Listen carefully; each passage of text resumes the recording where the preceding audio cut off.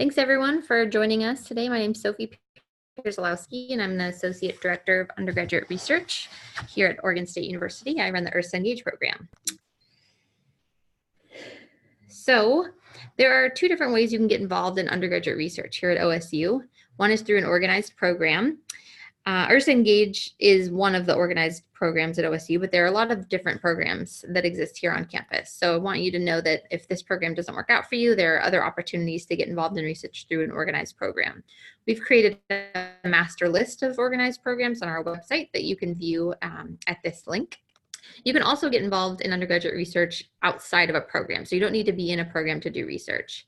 If you have questions about how to navigate this process, we host drop-in undergraduate research advising hours twice a week, so Monday and Tuesday from 1 to 3. We recognize that distant students can't come physically into these advising hours, but if you wanted to call into the hours, we can support you that way. And if those hours don't work for you, maybe you have a job that you have to work during the day, just shoot me an email and we can set up a time to meet outside of those hours as well. So let's talk about the URSA Engage program. There's a few steps for getting involved. The first is to review the mentor summaries that are posted on our website. So this is a catalog of faculty mentor summaries that's over 160 pages long. And these are professors from all across campus that are excited to work with early career students in the URSA Engage program. This document can be found on our website, which is if you Google URSA for the first link that comes up, so you click that one, and then at the bottom under faculty mentor summaries, that will take you to the document. So you'll see that as you're looking through this document to see which faculty summaries you want to work with, each mentor, which has their own page, will list at the bottom whether they are able to mentor a distant student. So about a third of the faculty mentors are able to mentor distance students. So make sure you take a look at that as you're going through this document. So that's your first step, is to review that document and kind of take note of the professors and faculty mentors that you'd want to do research with. The second step is for you to reach out to those mentors via email and discuss what potential project you'd be working on. Then once you and your mentor agree on a project, you have the mentor fill out a mentor approval form, which is on our website.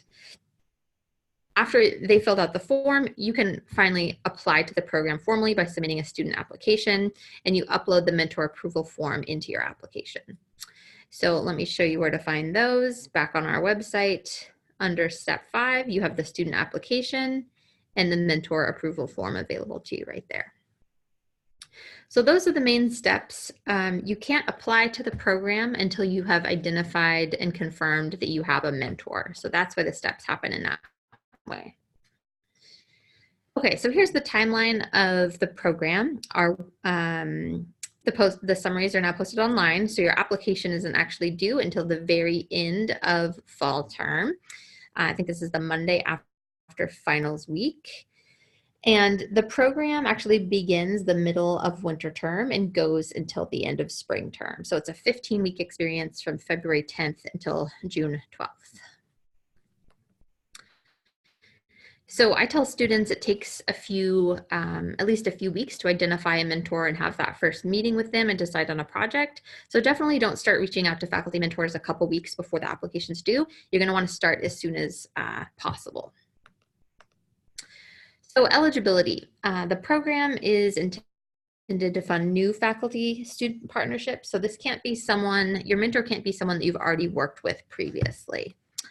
Only first and second year students and transfer students in their first year are eligible to apply, and you have to be seeking your first undergraduate degree. So post-bac students are not eligible for this particular program. You can apply twice, but you can only receive it once. So if you got the award last year, you can't apply again this year. And if you're selected, you do need to be enrolled in at least 6 credits per term while you're in the program. If you're in a Pathways program, you'll be eligible once you've actually progressed into an OSU degree.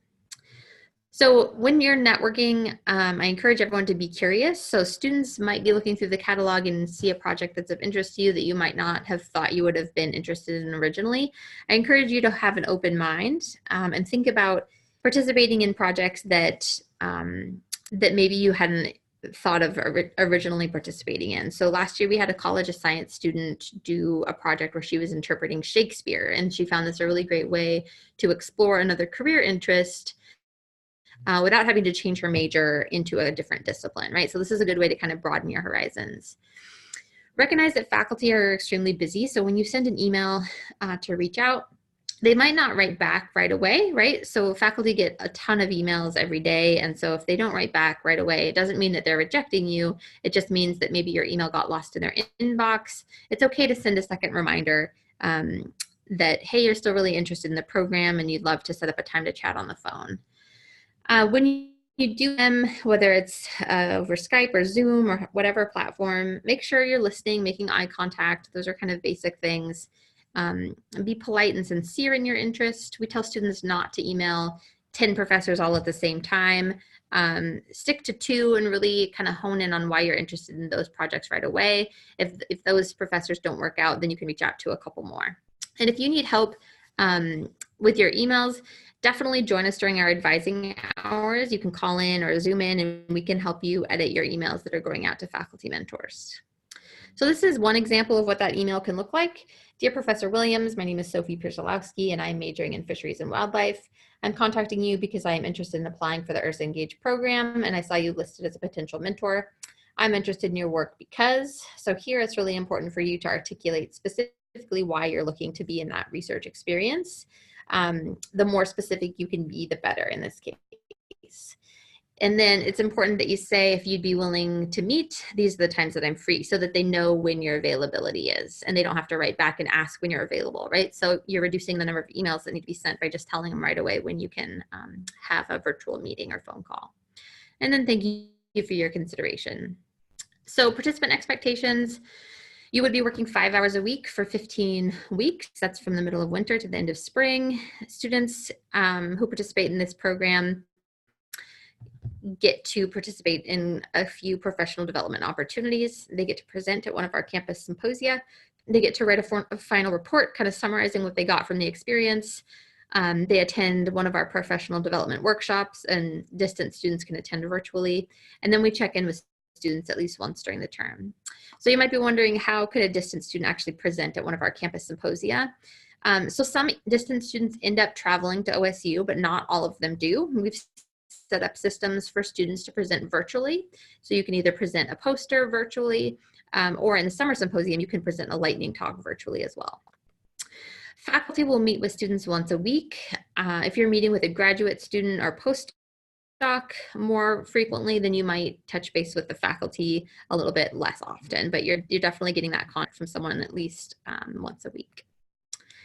So the student application is your final step of the program, right? So recognizing that writing always gets better when you come back to it multiple times instead of just sitting down and trying to do it all at once. So start early.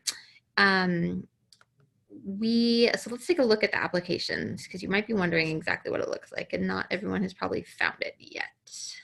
So if you click here on our website, this first page is basic contact information. What's your college? What's your major? Where are you taking your classes? Are you eligible? The second page is who's your mentor? What's their email address? Maybe you have a second mentor. And then this is the big page, right? So this is where you're going to want to focus most of your attention. So the first is what's your project title? The second one is, please provide a description of the project-related activities you will participate in for the award. So for this section, we're really looking for you to articulate specifically what you will be working in. We've had some students write responses to this question in the past that say, my research group does this big thing and it's important for these reasons. And they got scored low on this question because they didn't actually say anything about what they were specifically going to be doing as a student during those 15 weeks. So try to be as specific as possible about what your piece is in this project.